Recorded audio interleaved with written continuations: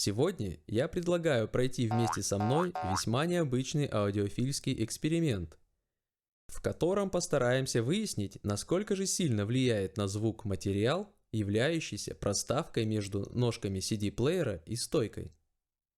Я приветствую вас, друзья! Забегая вперед, сразу отмечу главную цель данного ролика.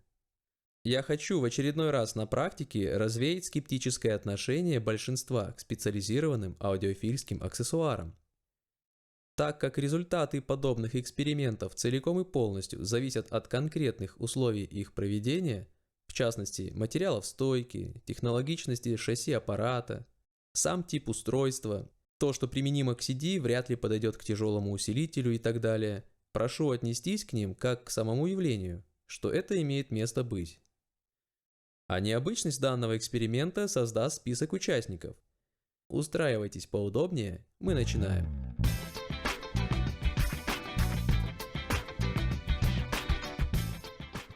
Предоставлю право выступить первым как условный эталон плееру Sony CDP-297 на родных ножках, которые всегда остаются неизменной частью эксперимента. Будут лишь меняться материалы под ними. Вторым выступить предоставлю право профессионалам в этой дисциплине, ровно как и в области аудио в целом. Проставкам от фирмы Ayade, тандему INS-BS и INS-CF. Последние являются вставками с двумя рабочими сторонами. Не буду усложнять тест, установлю карбоновой стороной на стойку. Возможно, это самый технологичный и дорогой участник данного теста. Давайте еще пару секунд полюбуемся им и перейдем к следующим участникам. Какие же они красивые. Карбоновые блинчики из страны восходящего солнца. Эти кусочки углеродного волокна при своих скромных размерах, сантиметр толщиной и 5 в диаметре, стоят весьма приличных денег. А ведь когда-то в 70 километрах от места, где я живу, прекрасно существовал завод по производству данного материала.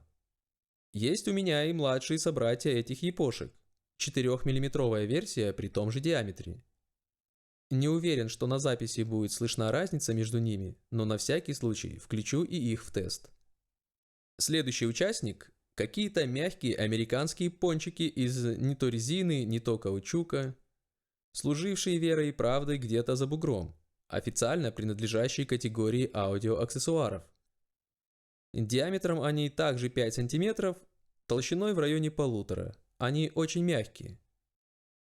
Очень. Следующий. Лепешечки из IKEA. Сантиметровая пробка 19 сантиметрами в диаметре, гордо именующаяся у официалов как подставка под горячее. Ох уж эта аудиофилия. Кстати, эти лепехи сплошь и рядом применяются у нас за стойкой аппаратуры, а также и под тяжелыми АЭС.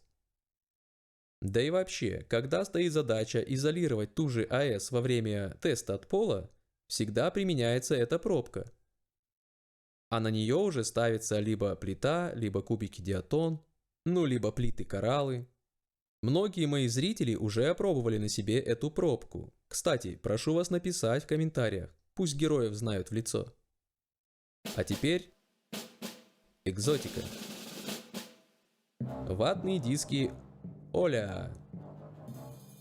Стопочки по 7 штук. Не спрашивайте почему. Просто случайно столько вытащил из упаковки и решил, пусть будет так.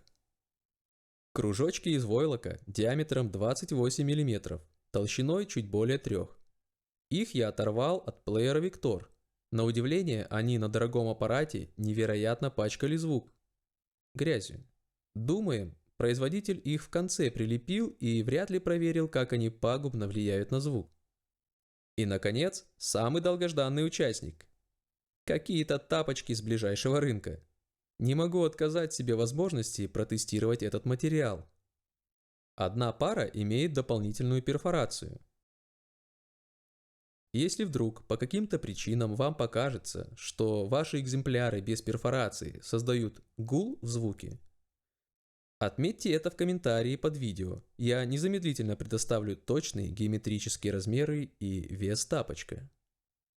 Итак, вся толпа в сборе. Отрывками по 30 секунд прослушаем Стив Рэй Вона, а затем, по традиции, Я кратко опишу каждый вариант вам в помощь. Вдруг вы усомнились в своих результатах. Огромная просьба к вам. Давайте проявим активность под этим видео, и если мы наберем 200 лайков, я загружу вторую часть с новыми участниками, как из профлиги, так и из строительного магазина. Давайте слушать.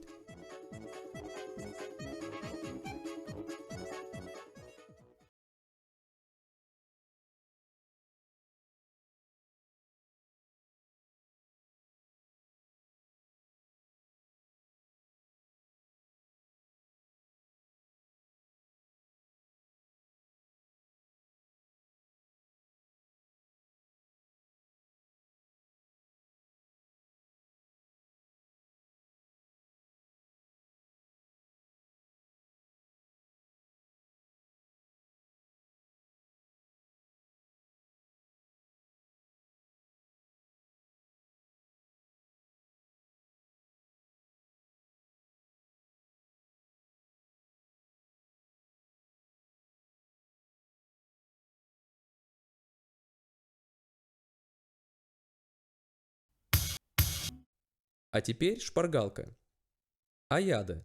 Звук плотный, телесный, воздушный. Пробка. Уменьшился воздух, на басу проявился гул, окончания музыкальных фраз нечеткие. Софт. Ослабла атака, появились искажения на всех звуках. Карбон 0,4 см. Нет плотности и телесности, бас легковесный. Карбон 1 см. К описанию тонкого карбона на сантиметровом отметим уменьшение воздушного ореола вокруг звуков. Тапочки. Звук безвоздушный, замазыванием окончаний. Эх, так необычно на них смотрится техника, жаль. Вата. Атака не очень энергичная, неестественная, с замедлением. Войлок. А здесь главная проблема – все звуки грязные. Неудивительно, даже на дорогом плеере с антирезонансным шасси также проявлялся этот эффект. Что ж, друзья, очень необычный и полезный тест получился. Еще отмечу важный аспект. Тест проводился на одной из лучших в мире стоек, обладающей невероятным богатством тембров.